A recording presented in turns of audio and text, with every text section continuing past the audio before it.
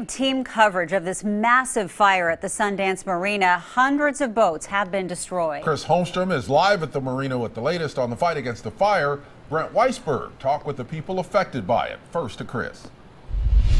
Yeah, Ken and Jenny, we've been out here all throughout the night. At this point, the fire's been going on for more than 12 hours. You could still see heavy smoke filling the sky, and the smell smells very strong, kind of like a burnt plastic. Now, this all started late last night around 10:30. Fire crews were called out after flames started ripping through the warehouse. When firefighters first arrived, flames were so intense, crews had to attack the fire from the outside. And at one point, there were more than 100 firefighters out here. And to give you an idea of just how big this warehouse is, there are more than 350 vessels inside, but it's unknown how many of them were destroyed in the fire.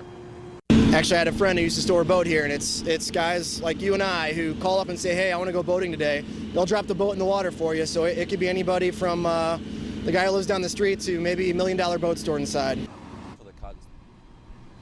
And the U.S. Coast Guard is monitoring the hazardous material, but in the meantime, people who live in the immediate area are told to keep doors closed and windows closed as well. As for the cause of the fire, it is still unknown, but of course, we will let you know when we find out. Reporting live from Northeast Portland, I'm Chris Holmstrom for KOIN 6 News. Amazing how massive it is. And you know, we've learned the property damage at the marina could top millions of dollars. Our team coverage continues now with the people who've been going to Sundance Marina for years. Brent Weisberg is going beyond the headlines to see how they're dealing with this loss.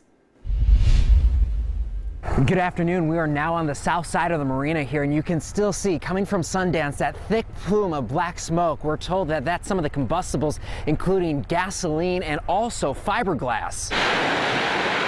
Good to go. That's the name of this 50-foot cabin cruiser burning inside Sundance Marina. The feeling on Tomahawk Island today is gut-wrenching. It's hard to even look at because you know what you enjoy the most, you know, and is such a part of your family is in there. Danielle Busher sent me these photos of the mastercraft she and her husband own. We've got a large, non-combustible structure with a significant amount of flame showing from the roof. Firefighters say there were about 350 boats inside the 89,000 square foot storage facility. There's fishing boats, ski boats, cabin cruisers, you know, boats you take out on a weekend. Even though Danielle hasn't seen her boat up close, she knows that this fire caused widespread damage. We've got significant fire involvement in the warehouse at this time, and there is potentially some collapse potential.